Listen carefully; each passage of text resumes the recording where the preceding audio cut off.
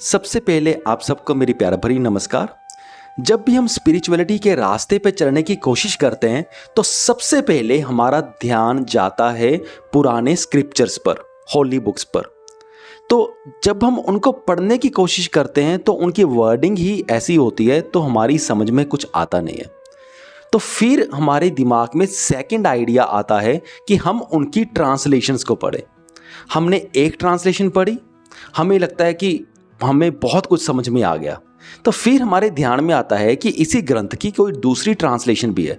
तो जब हम दूसरी ट्रांसलेशन को पढ़ते हैं तो फिर हम देखते हैं कि ये वाली ट्रांसलेशन इस वाली ट्रांसलेशन से बिल्कुल डिफरेंट है।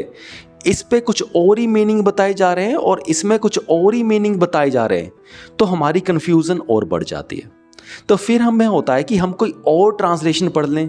जब हम तीसरी ट्रांसलेशन पढ़ते हैं तो उनके मीनिंग पहली दोनों ट्रांसलेशन से बिल्कुल अलग होते हैं और हमारी कन्फ्यूज़न और ज़्यादा बढ़ जाती है। अगर हम भगवत गीता की बात ही करें तो श्रीमद् भगवत गीता की जो ट्रांसलेशंस हैं ना, उनकी मैंने सुना है कि 1000 से भी ज़्यादा ट्रांसलेशंस हैं। तो यहाँ पे आ जाती है एक ज़बरदस्त कन्फ्यूज़न कि कौन सी बात माने, कौन सी बात ना माने। अब मैं ये नहीं कह रहा कि ट्रांसलेशंस को मत पढ़ो, ट्रांसलेशंस को पढ़ो, पर उनमें से सही ट्रांसलेशन कौन सी है ये जानने का कोई तरीका नहीं है कि कोई हमें बता देगा कि यही ट्रांसलेशन सबसे बेस्ट है। ऐसा कुछ भी नहीं है। तो इस सिचुएशन में हम क्या कर सकते हैं वो ये है कि जो भी रास्ते हमें समझ में आए तो उन पर हमें चलकर देखना होगा, और जब हम चलकर देखेंगे फिर हमें देखना होगा क्या इससे हमारी लाइफ में कोई ट्रांसफॉर्मेशन आ रही है, क्या इससे हमारी थॉट्स, हमारी फीलिंग्स में कुछ इनर चेंज आ रहा है। अगर आ रहा है तो उन रास्ते को हम कंटिन्यू कर सकते हैं, अदरवाइज हमें ड्रॉप करना होगा।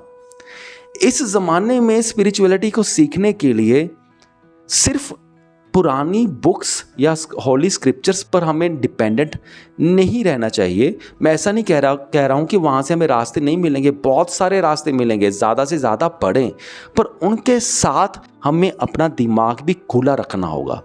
जो प्रेजेंट वर्ल्ड में जो हमें अगर कुछ सीखने को मिलता है किसी से भी, जो हमें यूनिक लगता है, जो हमें अच्छा लगता है, चाहे वो पुरानी किसी भी किताबों में नहीं लिखा, तो हमें उन रास्तों को भी, उन चीज़ों को भी एक बार ट्राई करके तो ज़रूर देखना चाहिए।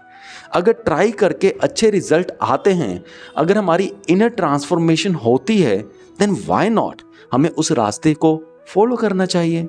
सिंपल है। तो यानी कि अगर कुछ भी सीखने को मिले, कहाँ से भी सीखने को मिले, हमें वो रास्ता अपनाना चाहिए, हमें वो रास्ते, वो तरीके अपना लेने चाहिए। ठीक है।